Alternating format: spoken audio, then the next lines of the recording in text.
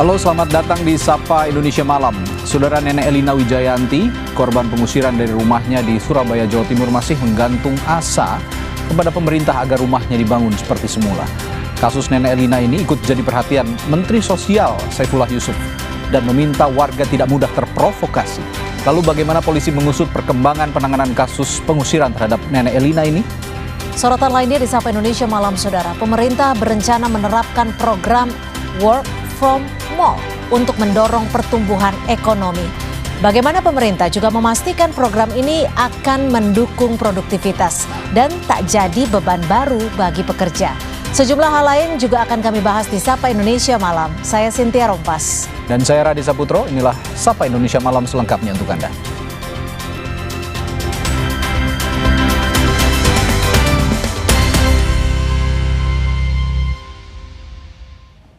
Kami buka dari berita terjangan puting beliung yang menimpa wilayah Kemang, Kabupaten Bogor, Jawa Barat, mengakibatkan bangkai pesawat menimpa permukiman warga. Bahkan salah satu sayap pesawat tersangkut di salah satu rumah.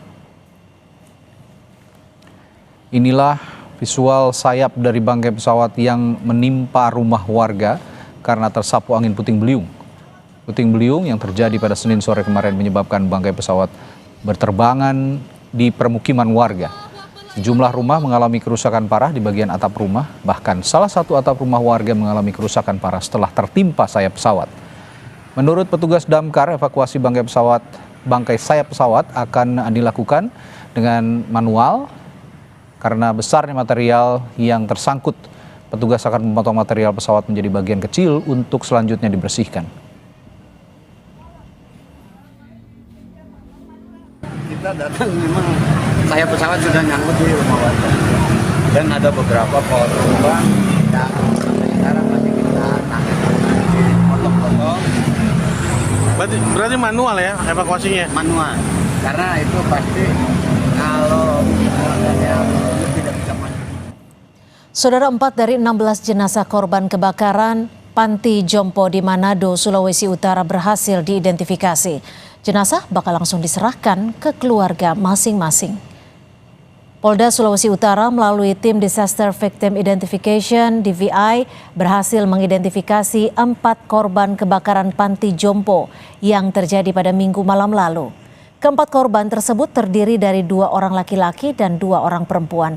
Adapun identitas korban masing-masing Heri Lombogia berumur 70 tahun, Johnson Maringka jenis kelamin laki-laki berusia 65 tahun, Oli Clara Kemur perempuan berusia 85 tahun, dan Mary Bermuli dengan perempuan berusia 83 tahun. Usai penyerahan 4 jenazah kepada keluarga korban, Polda Sulawesi Utara akan melanjutkan proses identifikasi 12 korban kebakaran lainnya. Teridentifikasi sebanyak 4 korban. Dari 16 korban ini, ya, dari pihak keluarga yang sudah melaporkan itu sebanyak 15. Sementara itu, polisi memeriksa 10 saksi untuk mengetahui penyebab kebakaran Panti Jompo Damai yang menewaskan 16 orang lansia di Manado, Sulawesi Utara. Saksi-saksi yang diperiksa diantaranya penghuni Panti Jompo yang selamat, pengelola panti, serta tetangga. Dari keterangan saksi, pihak kepolisian menduga awal api berasal dari ruang dapur. Untuk saksi sudah diperiksa sebanyak 10 orang, ya, baik itu penghuni, ya, yang melihat asal daripada api, ya, dari keterangan yang diterima bahwasanya asal api adalah dari dapur. Ke sorotan berikutnya, Saudara. Nenek Elina Wijayanti, korban pengusiran dari rumahnya di Sambikerep, Surabaya, berharap rumahnya dibangun seperti semula. Nenek berusia 80 tahun itu berharap semua surat-surat berharga juga dikembalikan. Menurut Nenek Elina, dokumen-dokumen dan surat-surat berharga terkait rumahnya masih dibawa oleh para tersangka pelaku pengusiran. Ia berharap kasus ini diproses secara adil. Selain itu, surat-surat berharga miliknya juga dikembalikan. Nenek Elina meminta rumah yang telah dirobohkan dibangun kembali seperti semula. Hari-hari dong di sini eksavatornya. Nah, saya tidak apa-apa, tidak berbuat apa-apa, biar menyusahkan saya begini. Jadi keinginannya mereka keduanya itu dihukum seperti apa? Ya, sesuai dengan perbuatannya dia. Terus terkait harta-harta dari nenek sendiri? Ya, saya Minta dikembalikan. dikembalikan. Apa aja itu nek yang Ya, hilang? seperti asal lah. Surat-surat, Iya, surat tanah, surat, sertifikat, terus kendaraan, dalam mari, ya. Nah, dia sepeda biasa, laptop. Terus untuk rumah sendiri nenek keinginan seperti apa? Untuk rumah sendiri? bangun kembali, sudah. Seperti semula. Iya, semula. kita tidak punya salah. Sebelumnya, penyidik Polda Jawa Timur menangkap Samuel Adi Kristanto yang diduga mengusir dan melakukan kekerasan kepada Nenek Elina. Samuel ditangkap polisi usai dilaporkan oleh Nenek Elina karena diduga telah mengusir dan melakukan kekerasan secara bersama-sama. Hingga kini polisi telah melakukan pemeriksaan terhadap 6 orang saksi setelah proses hukum dinaikkan ke tahap penyidikan.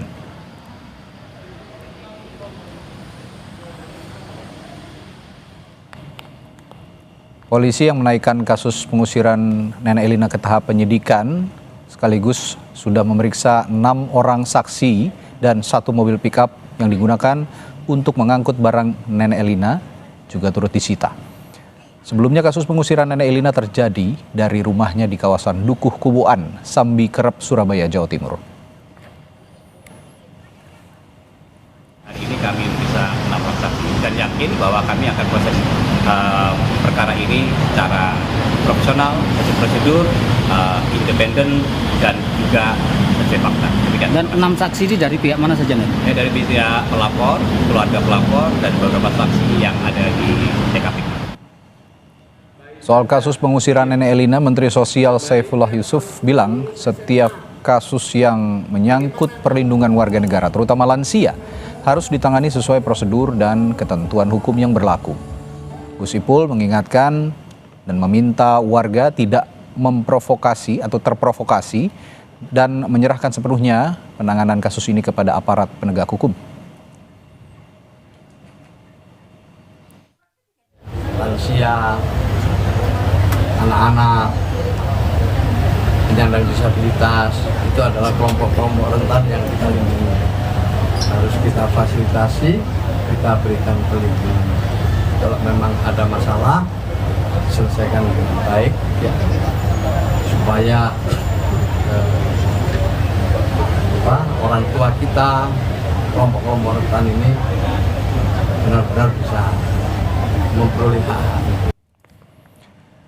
Lalu bagaimana perkembangan penanganan kasus pengusiran terhadap Nenek Elina dari rumahnya? Kita akan tanyakan jurnalis Kompas TV Mahendra Triginanjar. Mahendra, sejauh ini siapa saja yang sudah ditangkap polisi, Mahendra?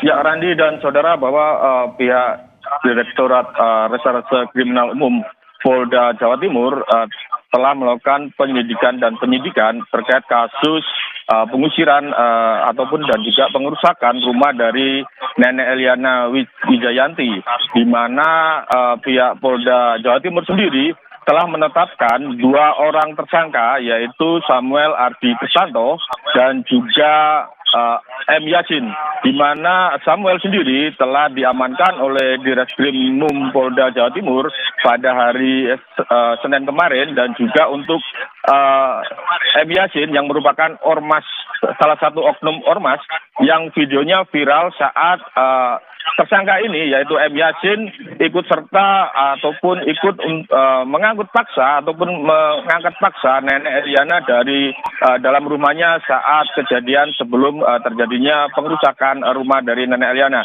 Hingga saat ini memang pihak Polda Jawa Timur masih menetapkan 2 orang tersangka, yaitu Samuel Adi Kristanto dan juga M. Yasin dari oknum ormas yang ikut serta dalam kasus ini sendiri. Sementara itu dari pihak kuasa hukum Nenek Elina ini juga meminta adanya penyidikan terkait mafia tanah, di mana memang dalam kasus ini adalah merupakan kasus jual beli tanah yang melibatkan Samuel, di mana pihak kuasa hukum Nenek Elina ini meminta pihak Polda Jatim juga menyelidiki adanya dugaan mafia tanah, di mana dalam AJB ataupun akta jual beli yang dilakukan oleh Samuel ini sendiri terdapat berbanyak kejanggalan, di antaranya adalah surat AJB ini terbit pada bulan September 2025 kemarin, di mana memang kasus ini sendiri terjadi pada bulan Agustus tahun 2025 ini sendiri. Selain itu juga di dalam surat AJB ini tidak ada tanda tangan dari Nenek Eliana maupun yang mewakili. Bahkan kedua tanda tangan ini dilakukan oleh Samuel sendiri. Ya, Randy. Ya, tadi Anda mengatakan sudah 2 ya yang ditetapkan oleh tersangka, yakni Samuel dan juga M. Yasin. Dari 2 tersangka yang telah ditetapkan ini, Hendra, peran dari Samuel dan juga M. Yasin ini apa saja? Apakah memang yang memerintahkan dan mengeksekusi atau memang ada peran lainnya, dan juga apakah ada kemungkinan tersangka baru yang akan ditetapkan di kemudian hari? Ya, Randy dan saudara, bahwa untuk peran dari Samuel Adi Kristanto ini sendiri adalah pelaku utama ataupun otak dari kasus yang saat ini ditangani oleh Polda Jawa Timur. Sementara untuk M. Yasin yang menyerahkan diri pada hari Senin kemarin di Polsek Wonokromo, ini adalah berperan sebagai ataupun ormas yang ikut serta dalam memaksa ataupun pengeroyokan bersama dalam kasus Nenek Eliana sendiri. Sementara itu untuk tersangka lain tidak menutup kemungkinan Polda Jawa Timur ataupun penyidik dari Ditreskrimum Polda Jawa Timur untuk mendapatkan tersangka baru, karena memang dalam kasus pengerusakan dan juga pengeroyokan ini dilakukan secara bersama-sama lebih dari 2 orang yang saat ini sudah ditetapkan sebagai tersangka. Namun untuk tersangka baru ataupun adanya tersangka lain selain 2 tersangka yang sudah ditetapkan ini masih dalam proses penyidikan oleh penyidik dari Ditreskrimum Polda Jawa Timur. Ya, Randy. Baik, terima kasih. Laporan langsung Mahendra Tri Ginanjar dari Surabaya, Jawa Timur. Saudara, kita ke informasi lain. Polisi mengungkap sejumlah motif pembunuhan seorang ibu oleh anak kandungnya di Medan, Sumatera Utara. Salah satunya karena sempat melihat ancaman sang ibu terhadap kakak dan ayahnya.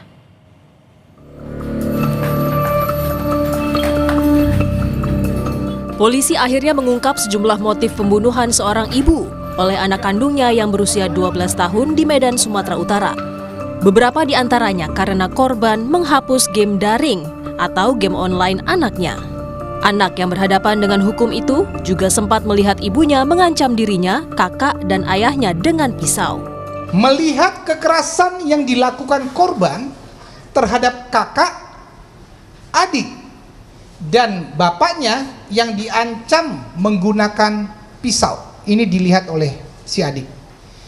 Kemudian melihat kakaknya, maksudnya adik melihat kakaknya yang dipukuli oleh korban menggunakan sapu dan tali pinggang. Si korban sakit hati karena game online-nya dihapus. Korban melihat game Murder Mystery pada season Kills Others menggunakan pisau. Dan menonton serial anime DC pada saat adegan pembunuhan menggunakan pisau. Psikolog forensik tak menemukan dugaan gangguan jiwa dari anak yang berhadapan dengan hukum atau ABH yang membunuh ibunya. Namun psikolog mengidentifikasi emosi anak itu masih labil dan tak terkendali, ditambah punya pengalaman kekerasan dalam rumah tangga dan terpapar konten dari media daring. Dari hasil pemeriksaan tidak dijumpai adanya gangguan-gangguan mental tersebut. Anak tidak mengalami skizofrenia, ya, jadi tidak ada halusinasi, tidak ada delusi, dan tidak ada perilaku yang aneh, ya. Juga tidak dijumpai adanya PTSD, Post Traumatic Stress Disorder, di mana apakah anak mengalami mimpi buruk, mengalami flashback, ya, lintasan ingatan pada peristiwa tertentu. Memang secara psikologis anak ini juga masih labil secara emosional, ya, jadi ada keinginan agresivitas yang cukup tinggi. Peristiwa seorang anak berusia 12 tahun diduga membunuh ibunya ini terjadi pada 10 Desember. Dari keterangan sang ayah, ia melihat putrinya memegang sebilah pisau di kamar tempat ibunya ditemukan meregang nyawa. Tim Liputan, Kompas TV. Tim SAR gabungan kembali menemukan serpihan kapal Putri Sakinah yang tenggelam di perairan Pulau Padar, Labuan Bajo, Nusa Tenggara Timur. Kami hadirkan informasinya sesaat lagi.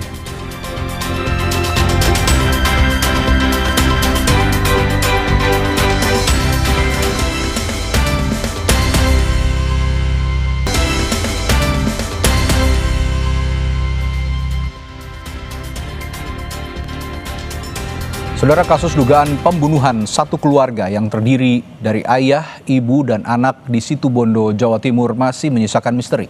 Polisi mengakui mengalami kesulitan mengungkap kasus ini.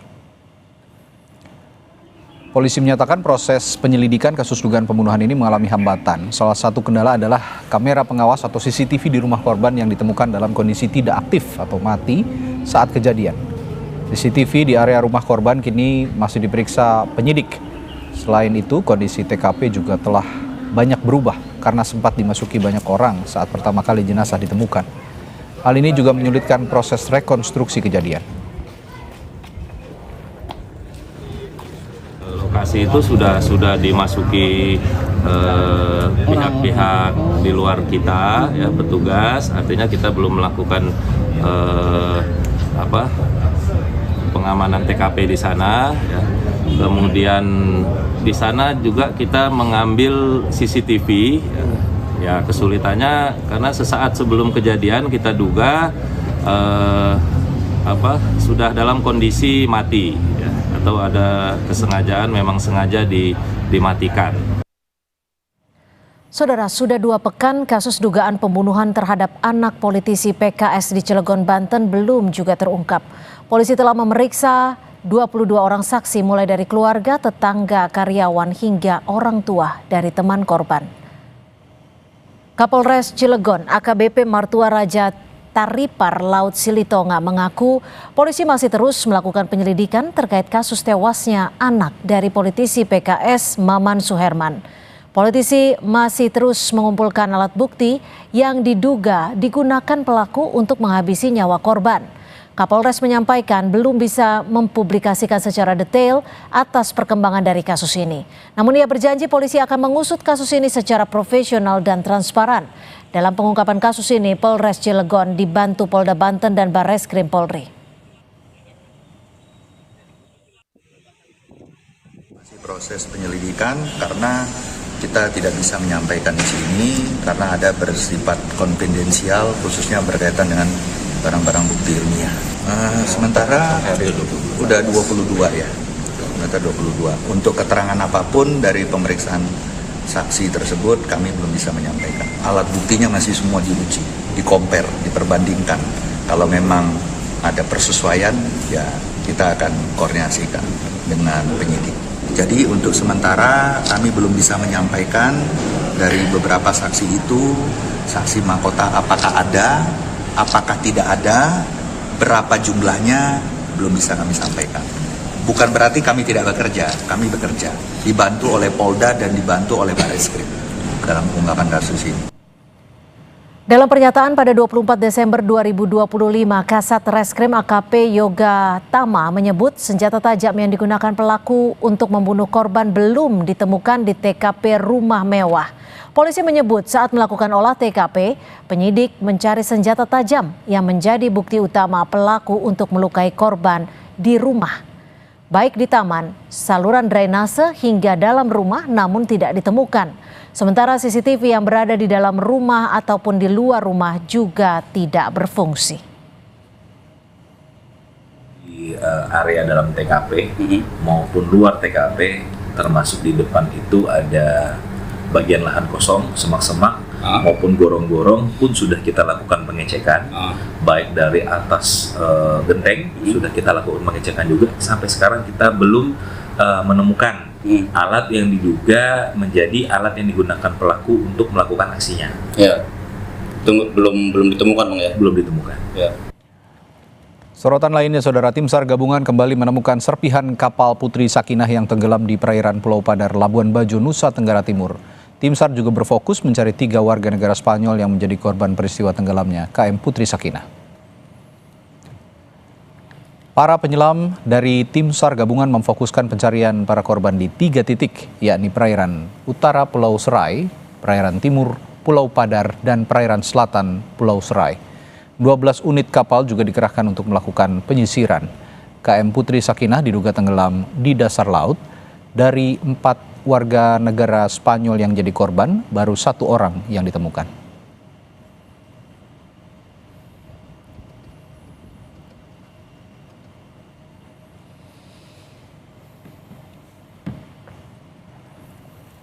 Tim SAR gabungan menurunkan Seabob dan sonar system untuk mencari 3 turis asal Spanyol yang masih hilang di perairan Taman Nasional Komodo. Jumlah tim penyelam pun ditambah. Hari kelima pencarian 3 turis asal Spanyol dilakukan tim SAR gabungan di Labuan Bajo, Nusa Tenggara Timur, dan hari ini tim SAR mendapat dukungan 11 orang tim penyelam profesional dari luar negeri, ditambah penyelam dari Basarnas dan TNI Polri. Penyelaman serta pencarian 3 turis Spanyol ini difokuskan di pulau-pulau di sekitar Pulau Padar. Kapolda NTT Irjen Rudi Darmoko menyatakan sonar sistem dan Seabob juga diturunkan di lokasi tenggelamnya kapal Putri Sakinah untuk mendeteksi badan kapal di bawah air. Selain membawa personil, kita juga membawa beberapa peralatan SAR yang dibutuhkan. Di antaranya ada drone bawah air, kemudian underwater scooter, Seabob, dan yang penting juga nih sonar system. Jadi kita untuk mendeteksi barang-barang yang ada di bawah laut yang lebih dalam lagi. Kita harapkan dengan adanya bantuan alat-alat yang kita bawa ini bisa mempermudah SAR ya dari tim SAR, karena kita sifatnya dari Polda ini membantu, membackup, mensupport dari Basarnas. Saudara, helikopter Karakal TNI Angkatan Udara menyalurkan 1 ton bantuan kemanusiaan bagi warga Kecamatan Tripejaya, Kabupaten Gayo Luwes, Aceh. Helikopter tersebut diberangkatkan dari Lanut Suwondo, Medan untuk menuju lokasi penyaluran bantuan.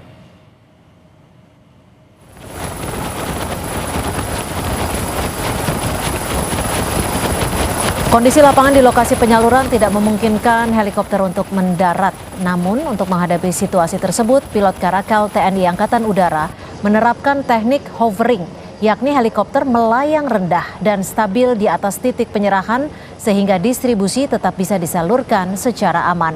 Kru menurunkan paket bantuan mulai dari beras hingga kebutuhan pangan lainnya, serta menyerahkan langsung kepada warga yang telah bersiap di area penyaluran. Helikopter Karakal TNI AU juga menyalurkan bantuan kemanusiaan seberat 1 ton bahan pangan ke Desa Penankela, Kecamatan Tripejaya, Kabupaten Gayo Luwes.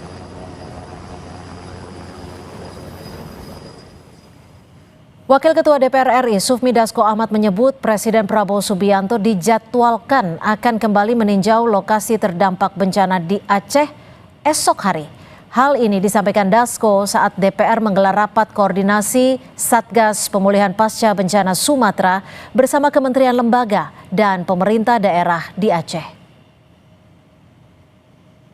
Kita mengadakan pertemuan pada hari ini dan sudah juga kami sampaikan kepada Bapak Presiden yang besok insya Allah akan ke Aceh, bahwa kita akan mulai pada hari ini melakukan rapat koordinasi supaya pada tahun depan di anggaran 2026 pemulihan pasca bencana bisa berjalan sebagaimana mestinya.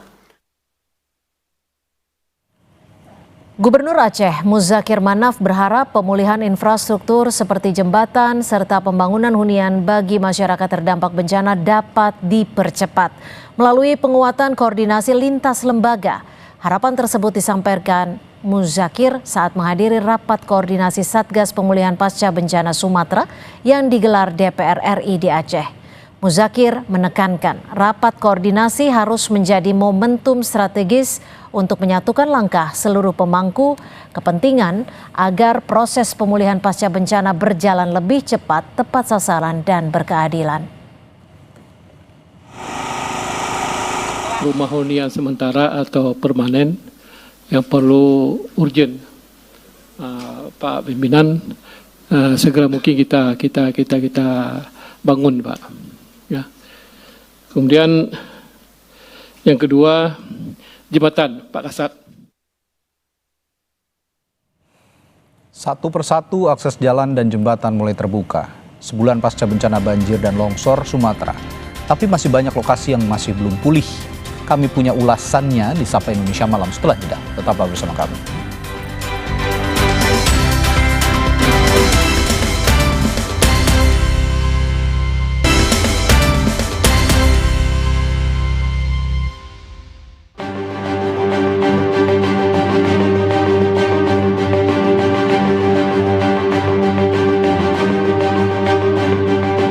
Dan kami ingin pertolongan. Pokoknya pemerintah ingin betul-betul melihat kami, karena rumah kami nggak bisa ditempati lagi.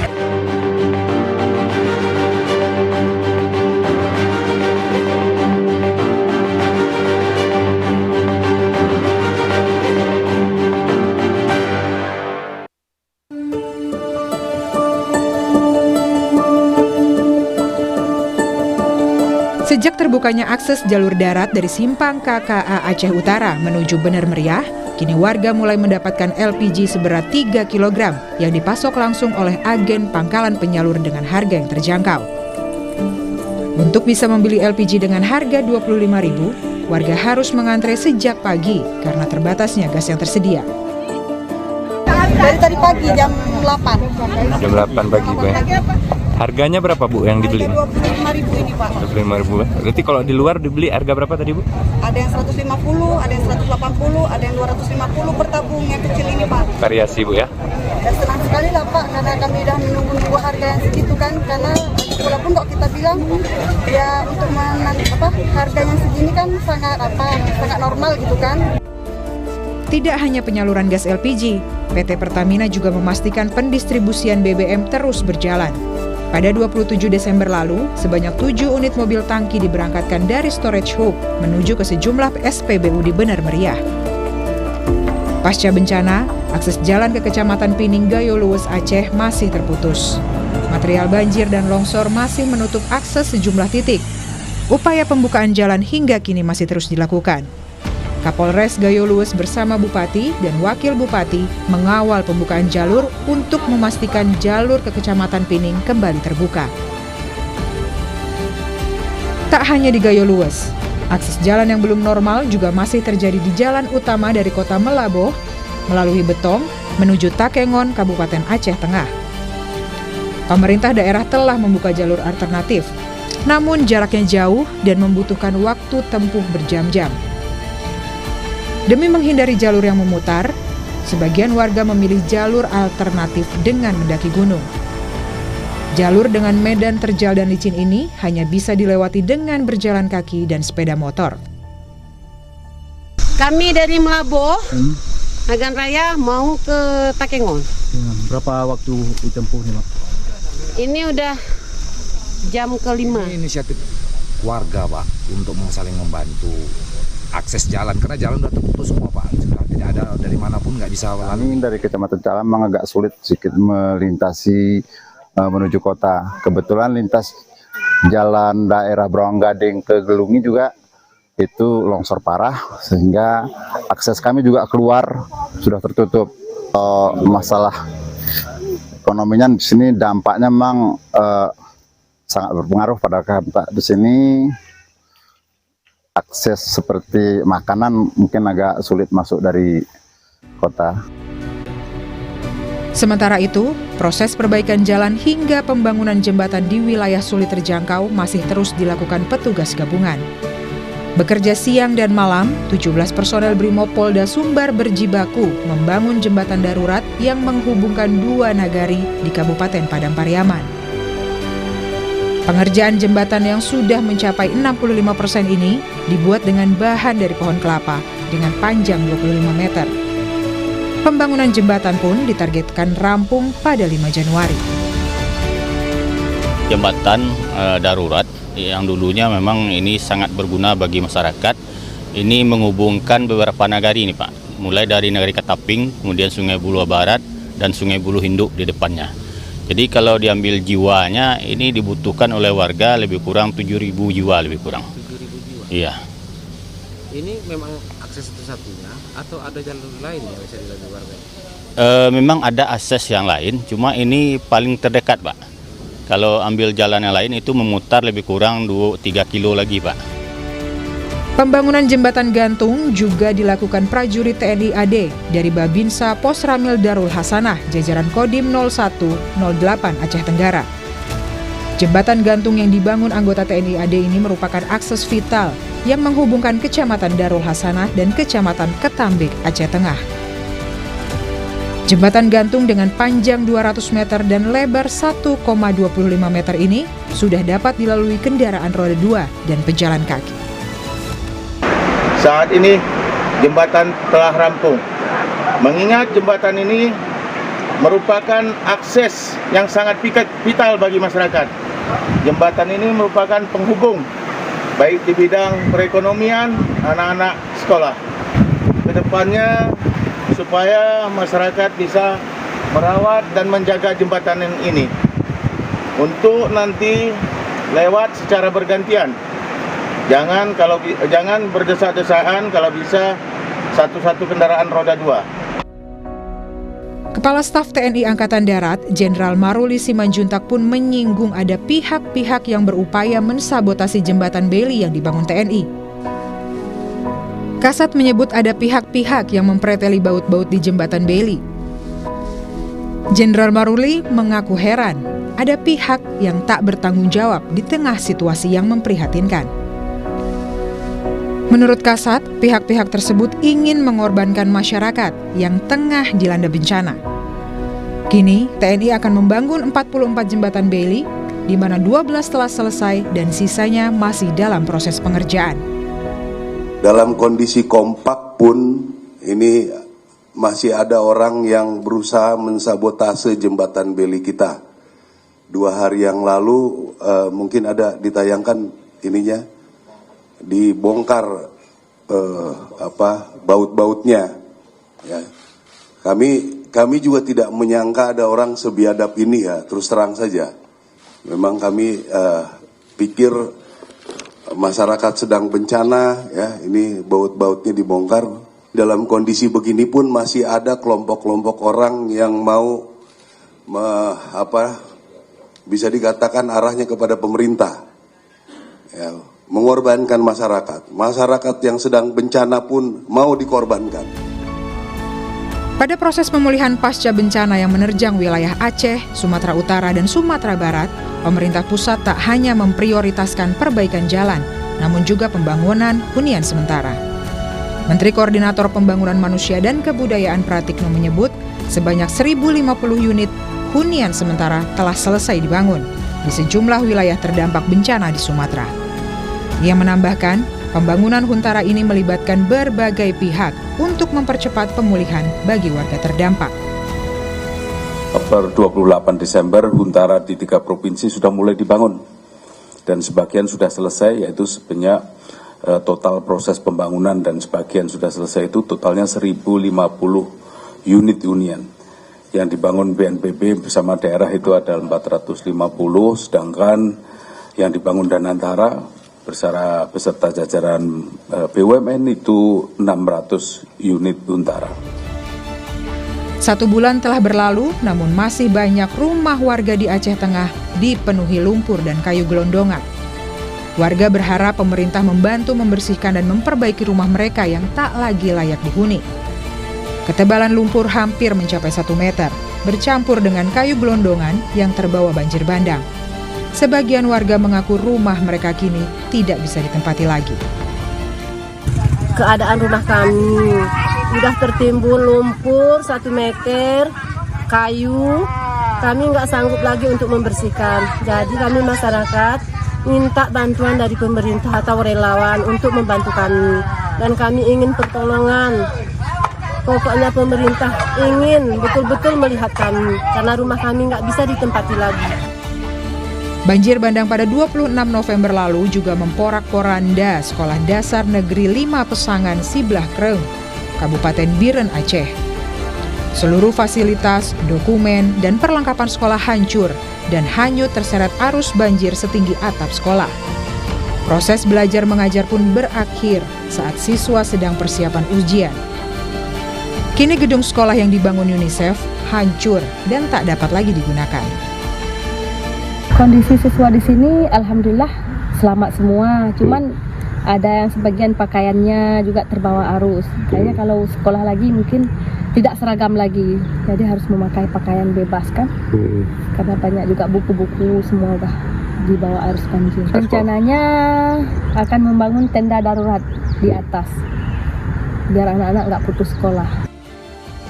Kini masyarakat terdampak bencana banjir bandang dan longsor di Sumatera perlahan bangkit di sisa-sisa harapan yang ada. Bantuan demi bantuan, asa demi asa, terus diukir demi melanjutkan hidup dengan kondisi layak dan tenang. Hingga saat ini, BNPB mencatat ada sebanyak 1.141 jiwa meninggal dunia. Sementara 163 orang dinyatakan hilang dari bencana banjir bandang dan longsor di Sumatera. Tim Liputan, Kompas TV. Saudara, pemerintah berencana menerapkan program Work from Mall bagi para pekerja. Lalu bagaimana kebijakan ini akan mendorong pertumbuhan ekonomi dan produktivitas pekerja? Kami punya bahasannya usai jeda. Sampai Indonesia Malam.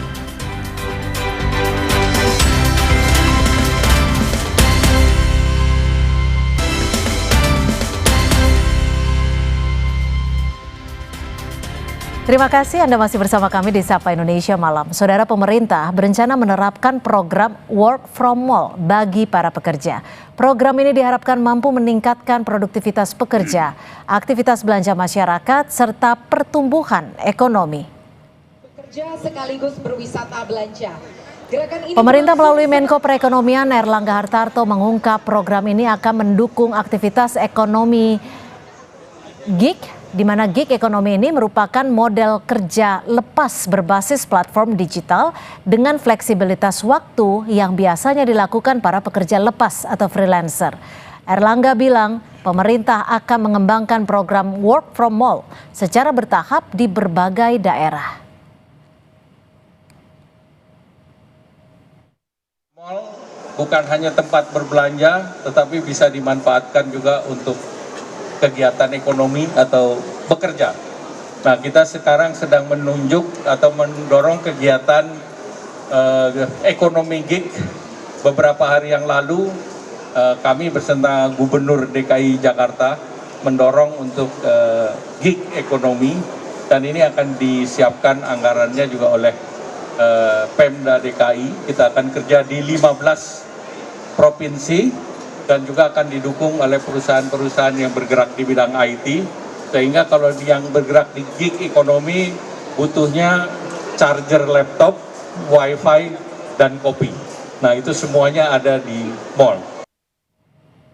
Kebijakan Work from Mall disambut positif warga Jakarta. Sebagian menilai kerja dari mall tetap bisa produktif dan akan lebih menyenangkan, tidak membosankan, memudahkan mencari inspirasi baru, sekaligus membantu perekonomian masyarakat.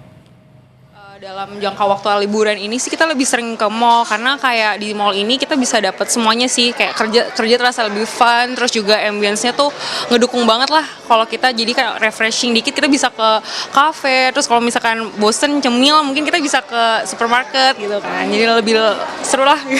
Dengan program tersebut sih cukup membantu ya, dalam hal kayak kita juga ngebantu perekonomian tenan-tenan atau brand-brand UMKM yang emang udah ada di mall gitu, dan ya pasti itu membantu semuanya sih dari segi lini ekonomi gitu sih.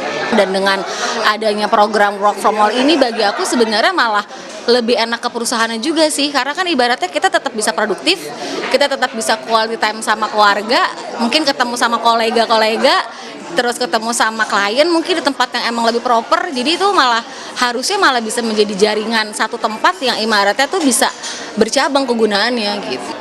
Menurut saya lebih jadi have fun aja sih, karena kan namanya di mall pasti lebih seru, lebih banyak yang dilihat, nggak kayak yang di kantor kayak mungkin pasti bosan juga kan, dan yang pasti dilihat itu aja gitu. Sedangkan kalau misalkan kayak kita di mall, I think lebih seru sih. Karena menurut saya kalau misalkan kita kerja di mall kan suasananya baru, jadi pasti otak kita juga refresh kan, kayak melihat mendapat inspirasi baru, melihat sesuatu yang lebih baru juga gitu. Lalu bagaimana pemerintah menjamin program work from home akan mendukung produktivitas pekerja sekaligus daya beli masyarakat untuk pertumbuhan ekonomi? Kita bahas hal ini lebih dalam bersama tenaga ahli utama Kantor Staf Kepresidenan. Sudah ada Mas Yusuf Hakim Gumilang di studio, dan juga pengamat kebijakan publik Pak Trubus Rahardiansyah. Selamat petang Pak Trubus. Ini kalau melihat tadi kan respon dari warga Jakarta khususnya ya Mas Yusuf ya, responnya positif. Tapi sebenarnya skemanya nanti akan seperti apa? Metodenya work from home ini konsepnya akan gimana? Ya, terima kasih Mbak Cynthia. Tentunya kita harus memandang kebijakan ini dalam suatu payung yang namanya flexible working arrangement. Jadi work from mall, from cafe, work from anywhere ini adalah kebijakannya namanya adalah flexible working arrangement. Nah, kenapa pemerintah butuh ya perlu? Karena sebenarnya ini mekanisme agar mendorong ekonomi baik UMKM, kafe-kafe gitu, termasuk mall juga kayak gitu ya, agar tetap berproduksi atau produktif, tetapi juga pekerjanya itu tadi seperti yang disampaikan di Viti tadi ya, happy gitu Mbak, ada work life balance. Dan kebijakan ini, payung ini kan sebenarnya kalau di ASN ya Mbak ya, sesuai dengan Undang-Undang 20 2023 kayak gitu ya, ini sebenarnya mekanisme insentif Mbak. Jadi nggak semuanya, semua ASN itu bisa FWA ini. Jadi ASN yang tidak ada di garis depan ya, misalnya yang pendidikan ya, kesehatan, layanan publik esensial kayak gitu ya, itu dia tentunya tidak bisa kayak gitu. Tapi untuk yang sifatnya administratif, lalu juga dukungan substansi atau kebijakan bahan-bahan terhadap pimpinan dan seterusnya, nah ini yang bisa. Jadi insentif tidak semuanya. Ini maksudnya bagaimana? Insentif adalah bagi orang-orang yang misalnya kinerjanya bagus Mbak. Kinerjanya bagus, dia punya tuh mekanisme insentif itu, karena kebijakan ini kan diatur juga di Permenpan-nya ya, turunannya di Permenpan 4 2025 kayak gitu. Jadi tidak semua pegawai bisa mendapatkan. Artinya ketika mendapatkan award ya, awarding, boleh melakukan bekerja dari luar. Betul, dan ini kan pengaturannya disesuaikan dengan semacam aturan di internal masing-masing instansi. Jadi ini ada diskresi juga. Artinya tunggu, ini kebijakan ini adalah kebijakan yang bersifat situasional kah?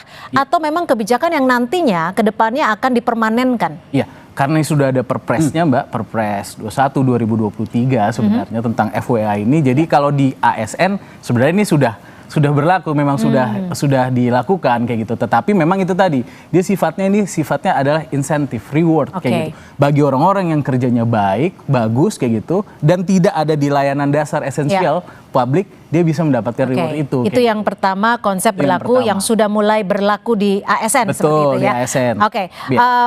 Prof, saya ke Prof Trubus.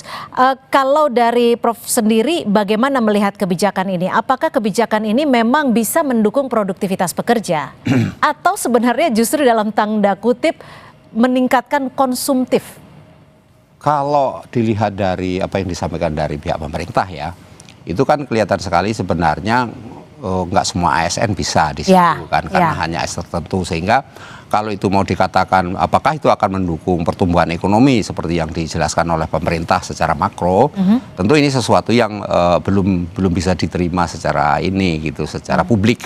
Karena apa? Karena publik masih melihat bahwa yang ada itu ya WFA, artinya ketika itu merupakan anywhere, kerja di mana saja itu diterima. Tetapi kemudian bahwa kebijakan ini hanya khusus mall misalnya itu, nah mall ini bagi publik persepsinya mall itu orang kaya Mbak, kelas menengah ke atas. Jadi seolah apakah kebijakan ini hanya untuk kelas ekonomi menengah ke atas saja lah, ini jadi problem kan di situ. Artinya apa? di daerah-daerah itu banyak sekali tidak punya mall gitu ya, sehingga kalau ini menjadi apa sesuatu yang sifatnya nasional tentu perlu satu apa namanya ya tidak hanya kebijakan dalam pengertian penerapannya ASN boleh di situ, tapi pihak mallnya sendiri dapat apa? Itu kan harus ada kejelasan insentifnya kan gitu. Itu nah karena apa? Mall kan mungkin menyediakan tempat, menyediakan tadi silakan ada kopi, ada apa nih. Ya mungkin mendapatkan keuntungan dari belanja seperti itu. Iya, itu tapi kan sampai hari ini belum ada Mbak satu riset yang mengatakan bahwa mereka yang apa istilahnya di mall kemudian istilahnya bekerja kemudian mendukung apa daya beli. Ya daya beli misalnya kan belum ada, tetapi ini kan baru asumsi-asumsi. Tetapi sebagai inovasi kebijakan tentu bagaimana kita dorong itu sesuatu yang sifatnya bisa berlaku nantinya. Ini kan anggap aja rintisan uji coba, tetapi persoalannya lah yang kedua menurut saya bagaimana kemudian kebijakan ini dipahami oleh ASN itu sendiri. Ketika dia bekerja, dia memang tetap berproduktivitas tinggi. Kalau tadi dijelaskan dari pihak KSP kan itu hanya tertentu, artinya ASN tertentu. Ini kita balik kalau diperluas. Nah, ASN ini kan apalagi yang di daerah, ini ASN di daerah seperti apa? Karena apa? Kemudian kita berbicara berkaitan dengan layanan publik. Nah, ketika itu kaitan dengan layanan publik, apa yang terjadi kemudian? Masyarakat itu maunya kan dapat respon yang cepat. Tapi kemudian kalau mereka posisinya di mall, mereka di mana? Ini kan kemudian nama mall sendiri itu terminologi itu kan sesuatu yang masih tidak semua publik kita memahami. Karena yang kalau WFH ya oke lah di tempat asing ada yang ada kafe, yang kemudian kenapa kok tidak pasar tradisional misalnya yang lebih ini ya. Ini kan sesuatu yang kemudian publik apa namanya ya punya pandangan lah, tetapi pemerintah perlu menjelaskan. Saya kira ini perlu dijelaskan, arti duduk persoalannya bahwa kita mengajukan yang namanya WFM. Nah, WFM ini nanti keuntungannya memang sudah dijelaskan, keuntungannya adalah nanti mendongkrak apa istilahnya daya beli masyarakat, mendongkrak artinya nanti dijelaskan oleh sebagian pendengar kita yang sudah diwawancarai, tapi itu kan sesuatu yang sifatnya masih lip service saja ya. Dan dalam skop yang sangat kecil bisa dikatakan ya. Gitu kan. Mas Yusuf gimana menjawab ini? Insentif ke mallnya seperti apa? Lalu kenapa harus mall? Kenapa bukan pusat perbelanjaan yang bisa dikatakan untuk bisa menengah ke atas, bisa menengah ke bawah, yang juga mendukung sektor UMKM mungkin? Ya, baik terima kasih Mbak. Sebenarnya gini. Makanya tadi payungnya sebenarnya adalah flexible working arrangement.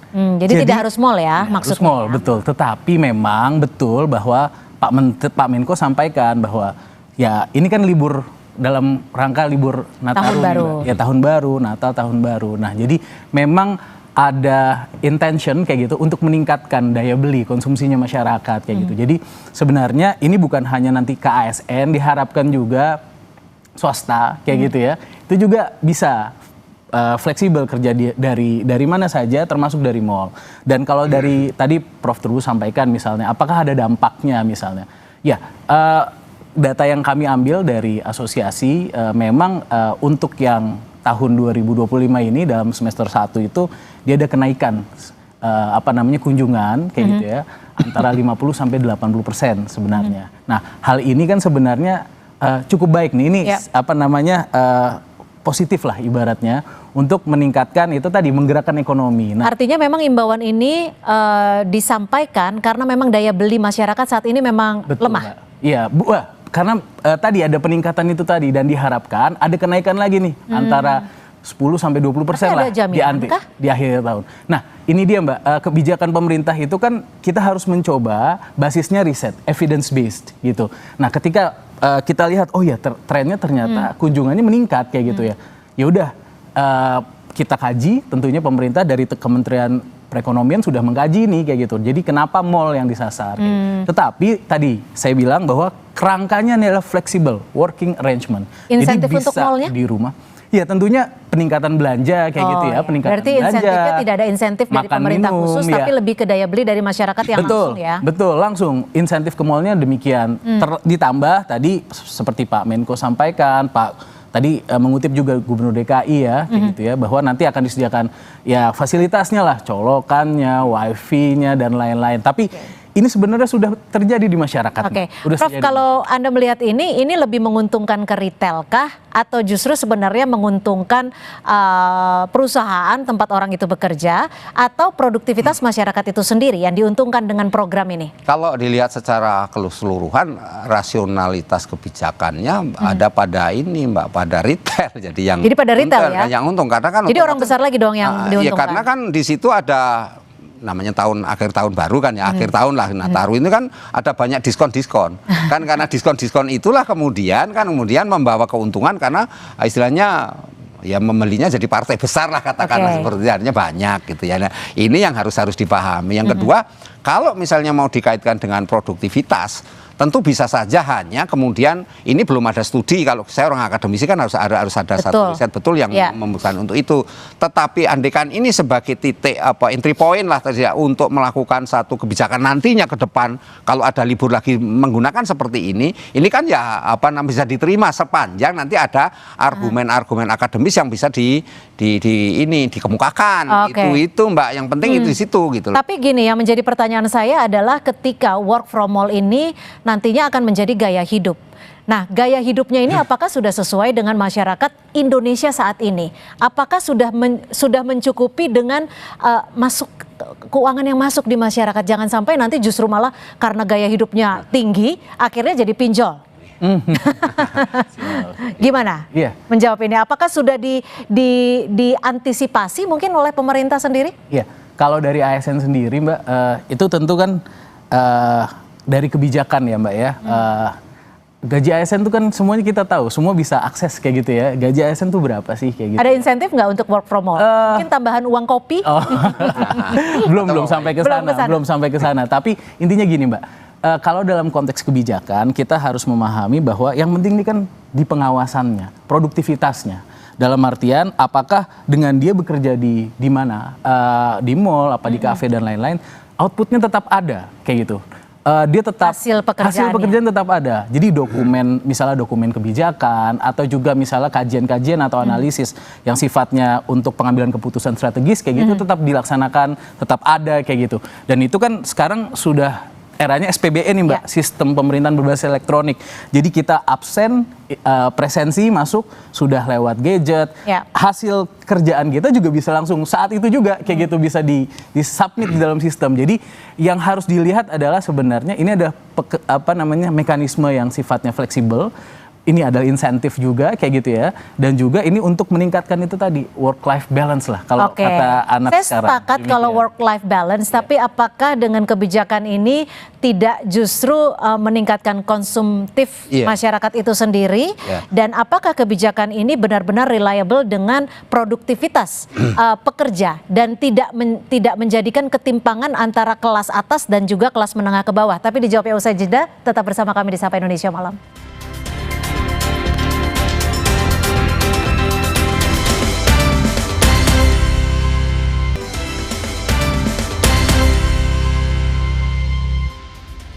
Ya, kalau tadi sudah kita bahas bagaimana ada kebijakan baru untuk mengimbau adanya work from everywhere, tapi juga ada work from mall. Ya, pekerja sih mungkin seneng-seneng aja ya ketika ada work-life balance, tapi yang menjadi pembahasan di sini, apakah mungkin ketika kebijakan ini diberlakukan justru akan menimbulkan masalah baru? Misalnya ketimpangan sosial yang begitu berjarak, Prof. Iya, bisa. Artinya pandangan-pandangan bahwa orang ke mall itu kan orang yang punya duit gitu, sehingga ketika pekerja yang kerja di situ adalah pekerja yang kelasnya menengah ke atas, artinya golongannya sudah tinggi kan gitu, sehingga untuk pekerja yang kategori golongan rendah kan nggak berani, artinya ada kekhawatiran katakan nanti nggak punya uang saya kalau mau beli apa-apa tanpa ada insentif dari pemerintah. Itu ujung-ujungnya mesti minta insentif juga gitu, memang harus ada. Tetapi kalau misalnya pemerintah nanti berdalih bahwa nggak bisa ngasih insentif, ya ini pastinya masalah baru lagi kan gitu, karena nggak mungkin dong orang bekerja posisinya dirugikan kan gitu. Yang kedua adalah bagaimana kemudian saya melihat ini kan sisi ekonominya itu lebih kepada bagaimana ya ada 110 triliun katanya yang akan beredar dalam konteks kalau ini diberlakukan ya. Nah, ini memang belum ada penjelasan seluruh itu dari mana hitung-hitungannya, tetapi pemerintah sudah menyampaikan itu, gitu, hitungan secara keseluruhan. Nah, ini hal yang menarik tentu, artinya apa? Kalau ini misalnya nanti ada libur-libur yang lain bisa diberlakukan seperti ini dan memberikan dampak ekonomi yang kuat, khususnya bagaimana pertumbuhan UMKM, bagaimana kemudian produk-produk dalam negeri juga bisa laku secara ini.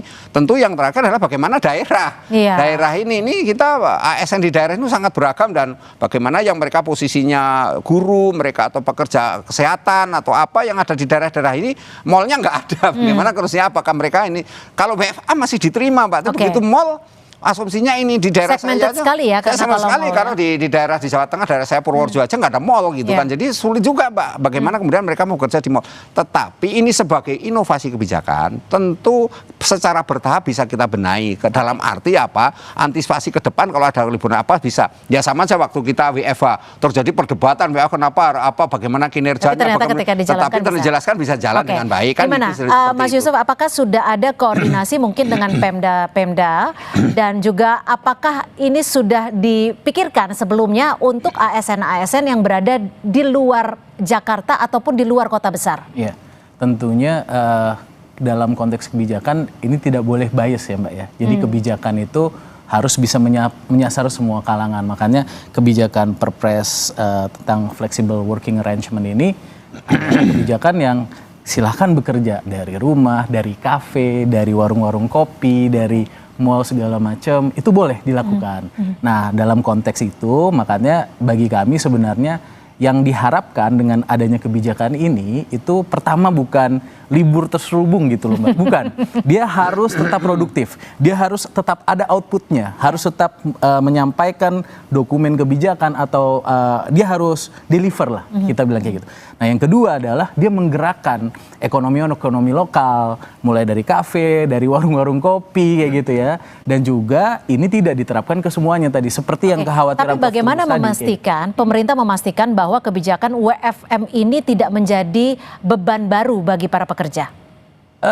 Saya pikir ya itu tadi, kalau dalam konteks kebijakan ini tidak akan, kan ini pilihan, Mbak. Ini kan pemerintah menghimbau kayak gitu ya, di ASN sudah ada nih aturannya. Baik ya pemerintahnya ya sama ASN ya. Kita menghimbau kayak gitu. Asal pelayanan terhadap masyarakat Betul. Makanya tadi saya bilang kan ada kriterianya. Nggak bisa semua orang dapat kriteria ini gitu. Jadi orang-orang kan yang namanya insentif itu kan tidak harus sifatnya itu uang, material kayak gitu.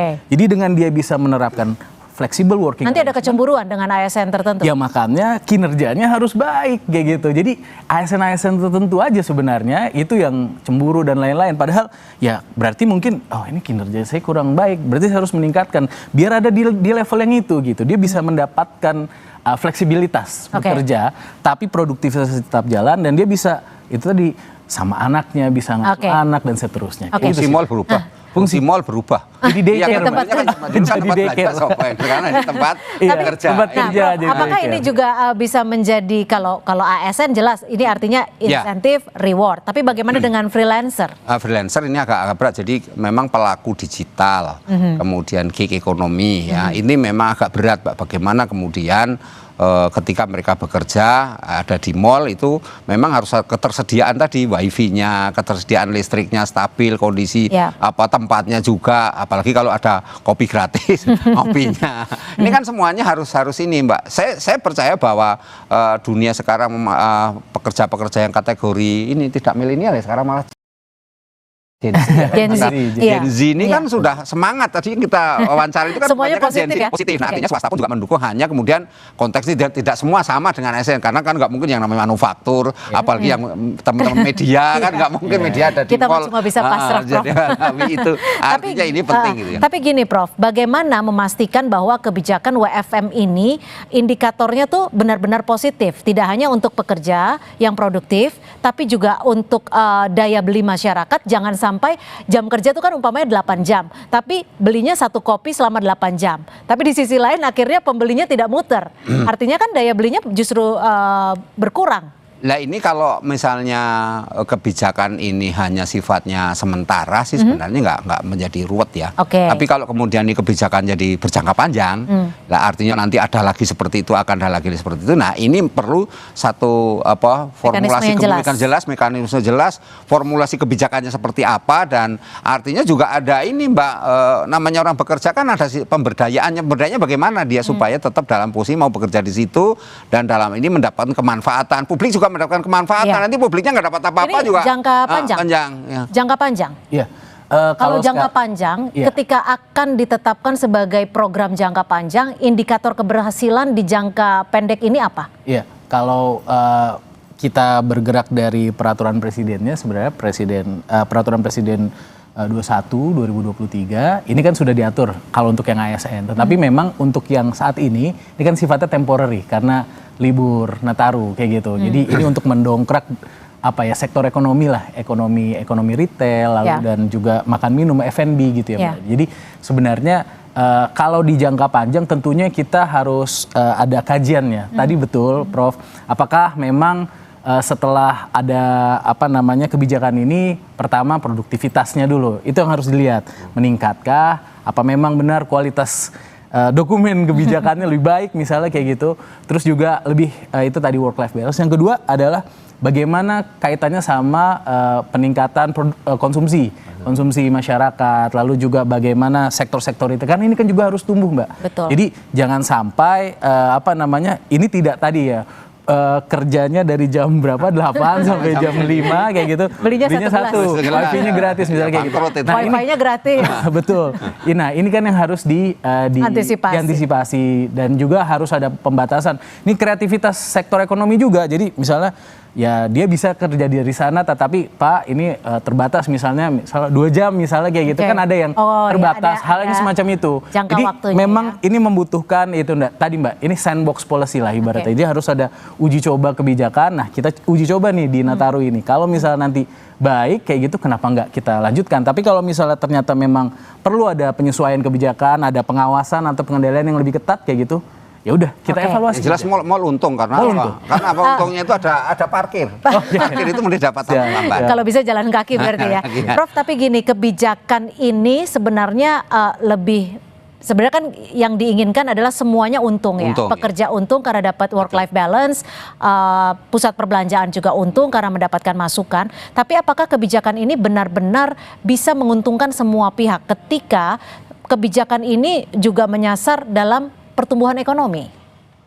Kalau untuk jangka pendek ini belum bisa Mbak dijelaskan itu. Karena apa?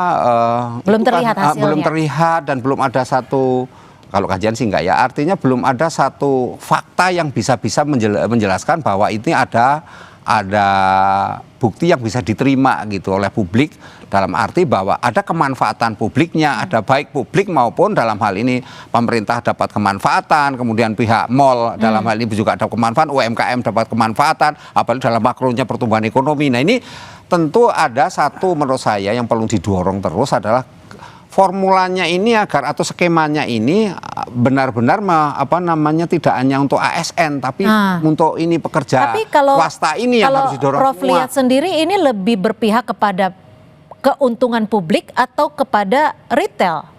Kalau untungannya sebenarnya bisa dua-duanya Mbak. Tapi untuk jangka pendek ini kelihatan retail yang paling diuntungkan. Karena apa? Sampai hari ini pemerintah itu baru menjelaskan bahwa silahkan kerja di mall dengan harap karena mall itu sudah tersedia segala fasilitas kan gitu, terus ya suasananya lebih mendukung. Tetapi kan mall itu juga dihadapi oleh noisy, kondisi kejenuhan namanya padat situasinya. Apakah dia bisa fokus konsentrasi kerja? Ini kalau kita buka-bukaan kan seperti itu. Apakah nggak mungkin malah jadi boros karena dia akhirnya harus membeli ini itu beli itu, apalagi kemudian keluarganya nyusul dari rumah. Ini kayaknya pengalaman Prof ini kan sesuatu yang harus dipikirkan juga dengan gaji yang pas-pasan ya. Saya jujur akan kebutuhan begitu banyak melihat di mall itu ini saya khawatir jadi pinjol tadi. Jadi konsumtif lagi. Pinjol lagi karena apa? Karena ngelihat itu diskon begitu banyak, otomatis kan catching menurut mereka, wah ini beli gitu. Jadi ujung-ujungnya pinjol, ujung-ujungnya pinjaman kan, atau pay letter jadi repot lagi nanti. Inilah yang harus diantisipasi. Tapi kalau dari KSP sendiri Mas Yusuf, ada berapa daerah sih sebenarnya yang akan didukung terlebih dahulu untuk melakukan WFM ini? Ya, kalau dari yang kita dapatkan memang sementara di Jabodetabek ini ya ada 12 pusat perbelanjaan lah ya. Di daerah lain, mungkin kota-kota besar lain? Bandung, ya Jabodetabek, pusat-pusat ekonomi lah, Bandung kayak gitu ya. Lalu juga mungkin di Surabaya, lalu di Semarang kayak gitu ya. Lalu juga di Kalimantan juga kayak gitu. Jadi intinya sih sebenarnya kita mendorong nih Mbak sebenarnya mendorong yaitu pusat perbelanjaannya ramai, tapi juga bukan hanya pusat perbelanjaan. Jadi WF Flexible Working Arrangement ini juga di UMKM bener-bener di kopi mana kayak gitu ya yang dibuat sama masyarakat kayak gitu ya. UMKM yang ada di sekitar kita kayak gitu. Jadi sebenarnya semangatnya adalah ini memajukan ekonomi sama-sama. Kalau katanya Pak Prabowo ini sebenarnya kan ekonomi ini kan disusun secara gotong royong nih ibaratnya gitu. Berarti nanti ada istilah baru dong ya? Iya. WFF. Work from flexibility. Kita menyebutnya flexible working arrangement. FWA. FWA gitu. Baik, singkat saja Prof, singkat saja apa yang Prof bisa berikan masukan kepada pemerintah terkait dengan kebijakan ini? Singkat saja. Menurut saya yang penting ini dibuatlah sudah ada kebijakan regulasi, tapi regulasi yang khusus mall ini harus dibuat agar tidak menimbulkan kesan diskriminatif. Karena apa? Karena mall itu khusus orang kaya. Ini bagaimana kemudian yang membangkitkan juga ke pasar tradisional, bahkan buka di tempat lain, kafe-kafe kan gitu. Nah, ini juga harus diberi kesempatan. Yang kedua, bagaimana insentif diberikan kepada pihak mall ini, jangan sampai mall yang dirugikan dengan adanya itu. Apalagi tenan-tenan nanti jadi malah mengeluh semua kan karena mereka hanya beli satu gelas tapi sampai sore. Ini juga harus dilihat secara itu, Mbak. Baik, kami tangkap. Terima kasih Pak Trubus, pakar kebijakan publik Universitas Trisakti, dan juga Mas Yusuf, terima kasih dari KSP sudah memberikan bocorannya. Nanti mudah-mudahan kita ketemu di tempat kopi sambil bekerja ya. Terima kasih. Dan saudara, informasi lainnya di Sapa Indonesia Malam masih akan kami hadirkan selepas jeda. Di antaranya jembatan utama di Desa Kubu, Kecamatan Tausangan Siblah Krueng, Kabupaten Biren, Aceh masih terputus pasca banjir bandang. Usai jeda di Sapa Indonesia Malam.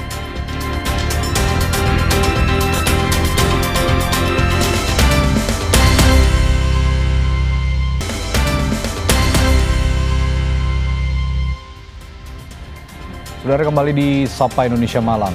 Menteri Pendidikan Dasar dan Menengah Abdul Mukti menyatakan sebanyak 85% sekolah di lokasi bencana Aceh, Sumbar, dan Sumut sudah bisa digunakan. Saat ini masih ada 54 sekolah di lokasi terdampak bencana yang mengalami rusak total, sehingga proses belajar mengajar harus menggunakan tenda.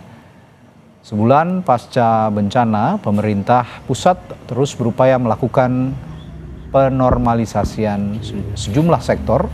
Salah satunya adalah proses belajar mengajar. Menteri Pendidikan Dasar dan Menengah Abdul Mukti menyatakan sebanyak 85% sekolah yang terdampak akibat banjir dan longsor sudah bisa digunakan pada 5 Januari mendatang. Kemarin kita menyampaikan jumlah sekolah yang terdampak secara keseluruhan ada 4.149 yang di Aceh ada 2.756, kemudian Sumatera Barat 443 dan Sumatera Utara 950. Sekolah yang sudah bisa beroperasi untuk di Aceh ada 2.226 atau 81%, kemudian di Sumatera Barat 380 atau 86%, dan di Sumatera Utara 902 atau 95%. Total keseluruhan sekolah yang sudah bisa beroperasi 85%. Masih ada 54 yang memang belum bisa kita gunakan karena kerusakan yang sangat serius, bahkan sebagian sekolah memang sudah rusak total sehingga mereka harus belajar di tenda, dan sudah kita siapkan 54 tenda. Desa Tepin Raya, Kecamatan Pesangan Siblah Krueng, Kabupaten Biren, Aceh, porak-poranda diterjang banjir bandang pada akhir November lalu. Puluhan rumah rusak, bahkan beberapa lenyap terseret banjir. Lebih dari 1 bulan, sebagian warga masih bertahan di pengungsian karena tempat tinggal mereka belum layak ditempatkan atau ditempati akibat tertimbun lumpur tebal. Dibutuhkan alat berat untuk membersihkan lumpur. Warga pun berharap bantuan agar rumah mereka bisa ditempati kembali. Selain itu, mereka juga butuh pertolongan relawan serta ketersediaan air bersih yang masih sulit didapat.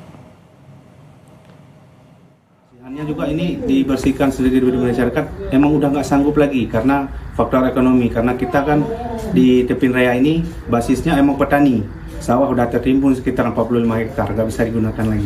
Untuk masyarakat kita butuhkan pembersihan tanah-tanah rumah yang tertimbun. Banjir bandang yang melanda Desa Kubu, Kecamatan Pesangan Siblah Krueng, Kabupaten Biren, Aceh bulan lalu meninggalkan luka yang mendalam bagi warga. Jembatan utama yang menjadi urat nadi aktivitas masyarakat putus total. Hal ini sekaligus memutus harapan warga. Sudah lebih dari 1 bulan jembatan penghubung antar kecamatan di Desa Kubu belum juga diperbaiki. Akibatnya akses dari Kecamatan Pesangan Siblah Krueng menuju Pesangan terputus. Untuk menjangkau pasar di Kecamatan Pesangan, warga harus memutar melalui jalur alternatif dengan waktu tempuh selama 2 jam perjalanan. Warga berharap pemerintah bisa segera membangun kembali jembatan yang putus diterjang banjir bandang agar roda kehidupan dan aktivitas warga kembali berjalan normal.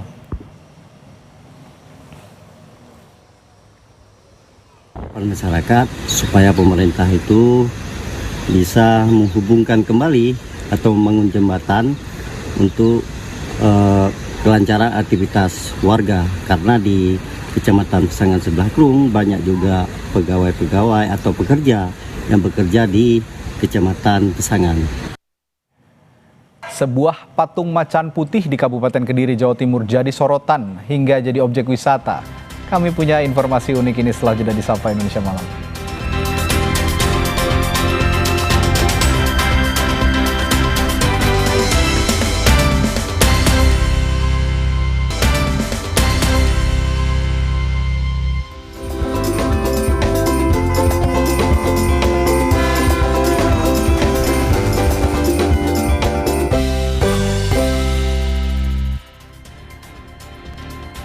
Saudara, sebuah patung macan putih di Kabupaten Kediri, Jawa Timur jadi sorotan di dunia maya beberapa hari terakhir. Sebab warga menilai wujud patung macan putih itu tidak biasa dibandingkan dengan macan pada umumnya.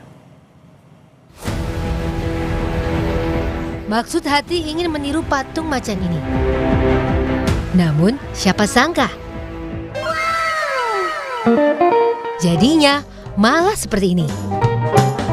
Ya, patung macan putih di Desa Balong Jeruk, Kabupaten Kediri, Jawa Timur kini jadi sorotan publik karena bentuknya yang tak sesuai ekspektasi.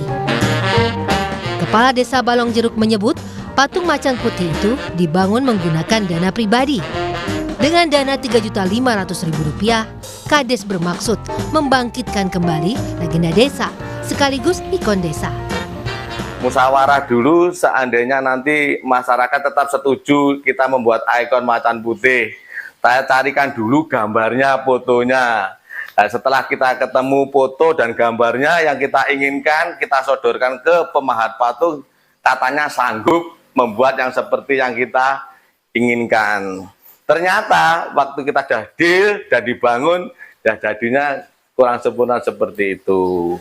Ya, tapi dengan semuanya itu tidak ada terkaitannya dengan dana desa. Murni hak itu pribadi saya dengan nominal dana Rp3.500.000. Meski kepala desa mengakui bahwa patung yang dibuat tak sesuai ekspektasi, namun sang macan kini justru jadi objek wisata dadakan. Bahkan warga dari Surabaya rela menempuh perjalanan hingga 3 jam lebih untuk bisa melihat patung macan putih Desa Balong Jeruk. Patung macan putih dibangun sejak 2 Desember 2025. Landmark terbaru di Kabupaten Kediri. Sebelumnya tahunya dari mana, Mas? Dari internet. Ceritanya awalnya seperti apa? Ceritanya ya pas saya lagi scroll-scroll HP, jadi tahu-tahu ini keluar fotonya. Viral gitu, Mas? Iya, lagi viral. Sangat apa ya? Ya satu seneng karena sesuai ekspektasi, terus kedua ya bangga juga Soalnya di sini ada landmark terbaru buat foto-foto. Unik deh. Bentuknya ya apa ya Mas? Kayak macan Mas. Macan, tetap macan. Meski saat ini ramai dikunjungi warga yang ingin berfoto bersama, patung macan Desa Balong Jeruk akan diperbaiki. Ismail Hasan, Kompas TV, Kediri, Jawa Timur. Saudara, pembangunan panggung perayaan malam tahun baru di Bundaran Hotel Indonesia hampir selesai. Panggung ini akan menjadi salah satu pusat hiburan untuk masyarakat saat merayakan malam tahun baru. Sejumlah persiapan panggung hiburan yang mengelilingi patung Selamat Datang terus berjalan mulai dari cek sound system, dekorasi hingga layar LED. Pemprov DKI juga menyiapkan pos kesehatan dan pos keamanan. Panggung ini merupakan salah satu dari 8 panggung hiburan di Jakarta selama malam tahun baru. Meski demikian, Pemprov DKI Jakarta memastikan tidak ada pesta kembang api.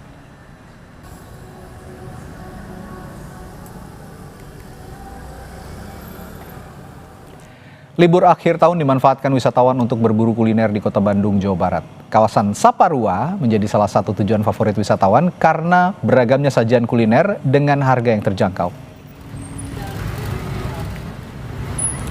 Sejak sore hari, deretan pedagang kuliner di sepanjang kawasan Saparua mulai dipadati pengunjung. Beragam pilihan kuliner mulai dari jajanan kekinian dan makanan tradisional khas Nusantara tersaji di sini. Suasana Jalan Saparua semakin penuh wisatawan saat malam hari di masa libur akhir tahun ini. Banyak wisatawan yang datang bersama sanak keluarga mereka, baik dari dalam kota Bandung maupun luar kota Bandung.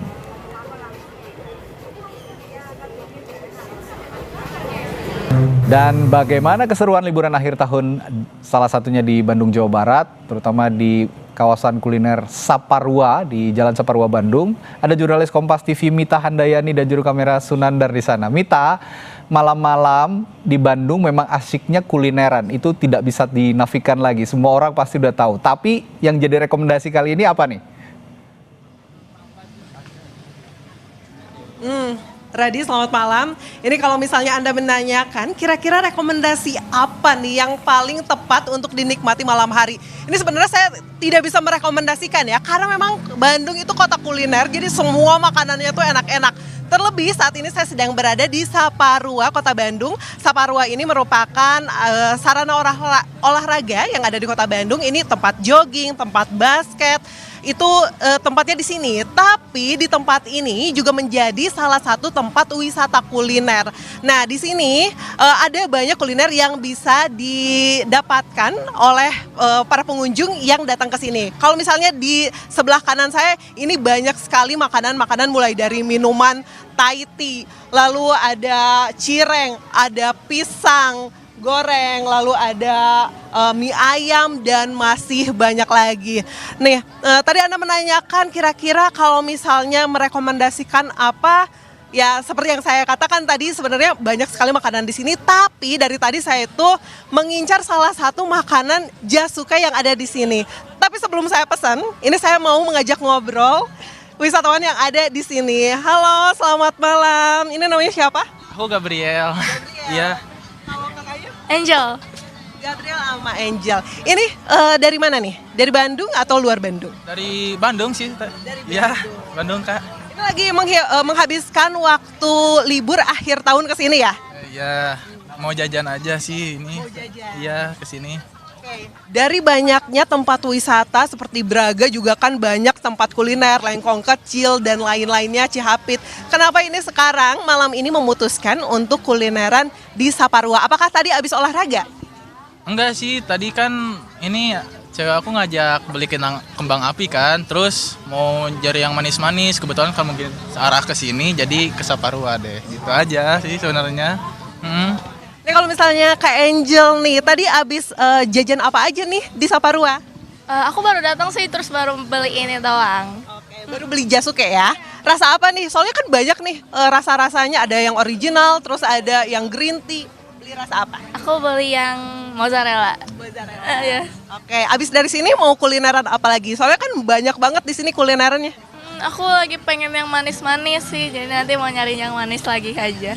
Oke, nanti mau nyari yang manis lagi. Oke, ya udah, makasih ya kakak-kakak. Nah, Setelah melihat Gabriel dan juga Kak Angel makan jasuke, saya juga jadi penasaran ingin mencoba. Tadi sebenarnya sebelum live saya sudah pesen nih dan sekarang saya mau coba. Halo Teh, aku mau coba. Oke. Silakan dicoba. Terima kasih. Nah ini tadi ready jasuke yang sudah saya pesan sebelum live. Ini jasuke adalah jagung susu keju. Tapi tadi saya pesennya yang mozzarella. Oke, kita coba ya gimana rasanya. Ini masih. Ini enak sih. Ada manis, ada asinnya dari kejunya. Terus ini juga ada manisnya juga selain dari susu, dari jagungnya juga. Yaudah, tadi saya mau menikmati, mau menghabiskan ini, saya nggak mau berbagi, kembali ke Anda. Oke, jasukenya emang sedap nih dimakan di Bandung, cuaca dingin gitu ya, anget-anget jasukenya pasti anget tuh kan. Nah tapi gini loh Mita, kan besok nih malam tahun baru ya. Kalau di Jakarta kan ada imbauan kalau meskipun di kota metropolitan, di pusat kota, ibu kota begitu ya, sekarang statusnya masih ibu kota sepertinya. Itu nggak boleh ada kembang api, nggak boleh ada keramaian yang terlalu berlebihan. Kalau di Bandung gimana sih, apa acara yang menarik meskipun kayaknya perayaan tahun baru di beberapa daerah juga sekarang agak direm gitu, mengingat ada saudara-saudara kita yang masih terkena bencana di Sumatera, Mita.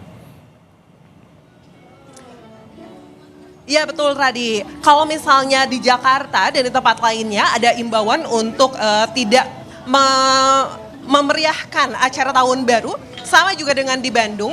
Untuk Wali Kota Bandung, Muhammad Farhan juga sudah mengimbau warga Kota Bandung untuk tidak melakukan pergantian malam tahun baru ini dengan pesta yang berlebihan, tidak menyalakan petasan dan kembang api. Sebenarnya untuk tahun-tahun sebelumnya juga sudah dianjurkan seperti itu. Dan Gubernur Jawa Barat juga sudah mengimbau untuk tidak melakukan menyalakan petasan atau juga kembang api, mengingat pada pergantian malam tahun ini ada toleransi di mana saudara-saudara kita yang berada di Aceh, Sumatera Barat dan Sumatera Utara itu sedang terkena bencana. Jadi untuk kepala daerah Kota Bandung dan juga Provinsi Jawa Barat lebih mengimbau pergantian tahun ini untuk dilakukan dengan muhasabah diri saja seperti itu. Namun kalau misalnya ingin berkumpul, biasanya ini ada di alun-alun Kota Bandung seperti ke Braga atau juga Jalan Asia Afrika, tempat berkumpul masyarakat untuk berwisata. Seperti itu, Radi. Iya, meskipun tidak ada kembang api, tidak ada petasan gitu ya, tidak ada fireworks, tapi tempat-tempat berkumpul seperti di alun-alun, Braga, Gasibu, ini pasti akan jadi tempat kumpul di Kota Bandung yang juga menyedot perhatian wisatawan. Nah, sekarang wakilin saya makan jasukenya ya, dihabisin jangan sampai enggak. Makasih Mita Handayani melaporkan langsung dari Bandung, Jawa Barat.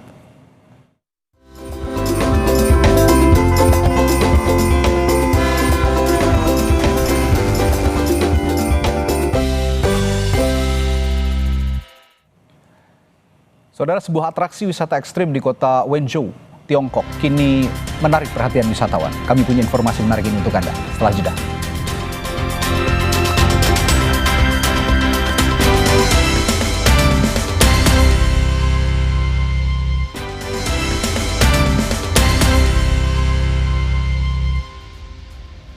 Saudara, helikopter Karakal TNI Angkatan Udara menyalurkan 1 ton bantuan kemanusiaan bagi warga Kecamatan Tripejaya, Kabupaten Gayo Lues, Aceh. Helikopter tersebut diberangkatkan dari Lanut Suwondo, Medan untuk menuju lokasi penyaluran bantuan.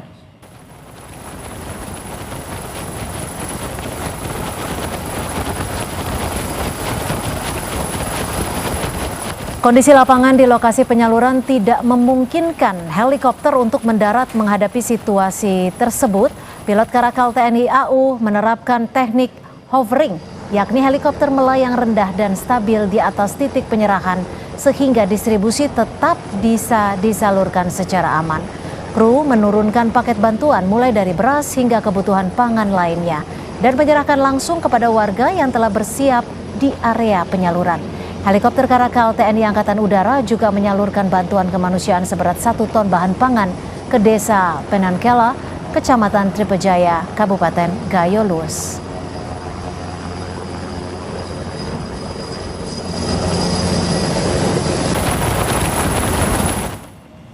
Wakil Ketua DPR RI Sufmi Dasko Ahmad menyebut Presiden Prabowo Subianto dijadwalkan akan kembali meninjau lokasi terdampak bencana di Aceh besok.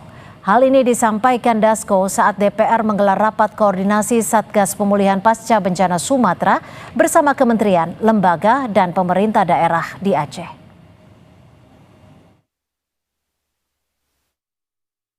Kita mengadakan pertemuan pada hari ini dan sudah juga kami sampaikan kepada Bapak Presiden yang besok insya Allah akan ke Aceh, bahwa kita akan mulai pada hari ini melakukan rapat koordinasi supaya pada tahun depan di anggaran 2026 pemulihan pasca bencana bisa berjalan sebagaimana mestinya. Gubernur Aceh Muzakir Manaf berharap pemulihan infrastruktur seperti jembatan serta pembangunan hunian bagi masyarakat terdampak bencana dapat dipercepat melalui penguatan koordinasi lintas lembaga. Harapan tersebut disampaikan Muzakir saat menghadiri rapat koordinasi Satgas Pemulihan Pasca Bencana Sumatera yang digelar DPR RI di Aceh. Muzakir menekankan rapat koordinasi harus menjadi momentum strategis untuk menyatukan langkah seluruh pemangku kepentingan agar proses pemulihan pasca bencana berjalan lebih cepat, tepat sasaran, dan berkeadilan.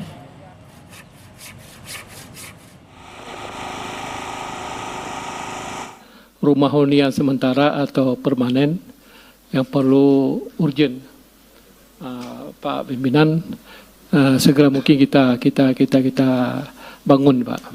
Ya. Kemudian yang kedua, jembatan, Pak Kasat. Saudara, banjir bandang yang menerjang wilayah Padang Pariaman menyebabkan warga di sejumlah kecamatan mengalami krisis air bersih. Polres Padang Pariaman kerahkan 7 unit mobil tangki untuk memasok kebutuhan air bersih bagi warga terdampak banjir.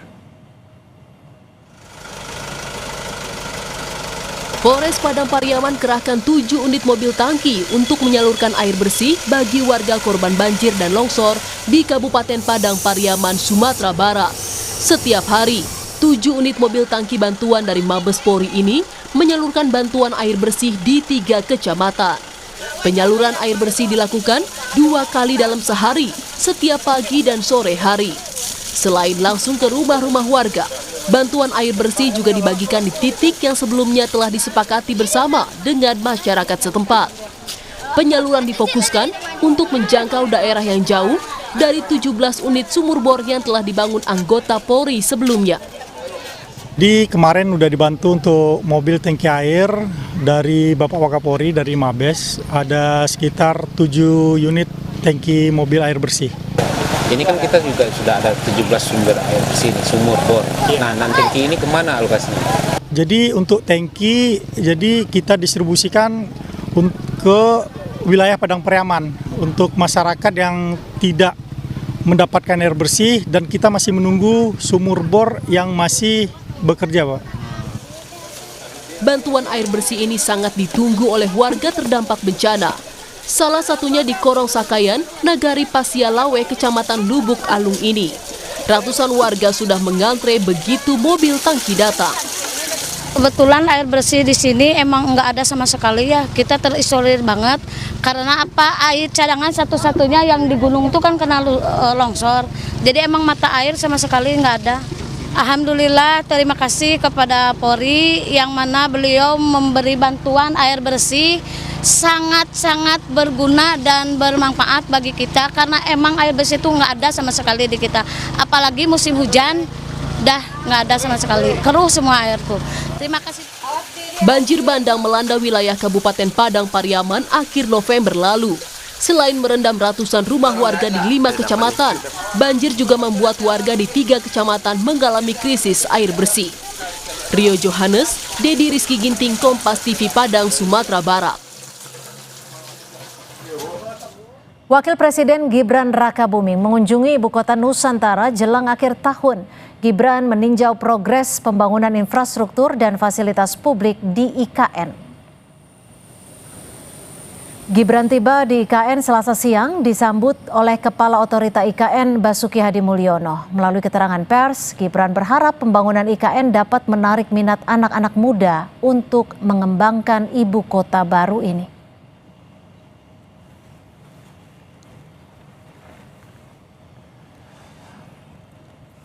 Beranjak ke sorotan lainnya, Saudara Presiden Prabowo Subianto sudah menandatangani KUHP yang sebelumnya telah disahkan DPR. Selanjutnya, KUHP akan diterapkan bersamaan dengan KUHP mulai awal 2026.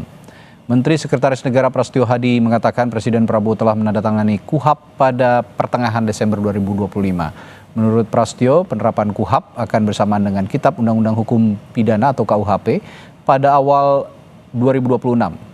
RUU KUHP disahkan DPR menjadi undang-undang dalam sidang paripurna DPR 18 November lalu. Ketua Komisi 3 DPR Habibur Rahman sebelumnya mengklaim KUHP baru akan menjamin penegakan hukum akan lebih manusiawi dan adil. Sudah menandatangani KUHP ya, Mas? Ya. Sudah. Sudah. Tanggal berapa, Mas? Aduh, aku tanggal pastinya. Pertengahan Desember. Ya, kurang lebih. Berarti udah resmi punya nomor ya sebagai undang-undang ya, KUHP ya? Sudah. Pemberlakuannya baru nggak? Pemberlakuannya Setuju baru nggak berarti di Januari 2027? Iya. Sama KUHP? KUHP kan Januari 2027? Kitab Undang-Undang Hukum Acara Pidana kan. Nggak, maksudnya yang KUHP. pemberlakuannya baru nggak? Iya. Sebuah atraksi wisata ekstrim di Tiongkok kini menarik perhatian wisatawan. Di kota Wenzhou, para pengunjung berbondong-bondong mencoba pengalaman unik, terbang menggunakan kawat di atas air terjun.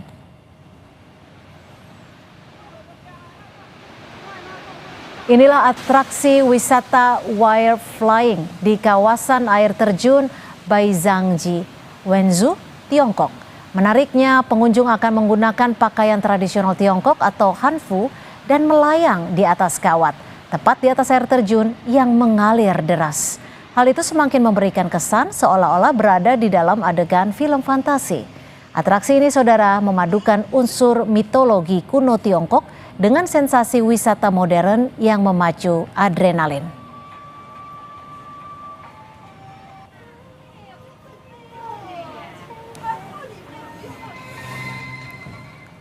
Tuntas sudah kebersamaan kita selama 2 jam di Sapa Indonesia Malam. Dan di penghujung acara ini kami ingatkan untuk selalu penuhi kebutuhan hidrasi Anda sepanjang hari dengan air mineral yang pasti sejuknya. Saya Radi Saputro. Dan saya Cynthia Rompas. Sampai jumpa.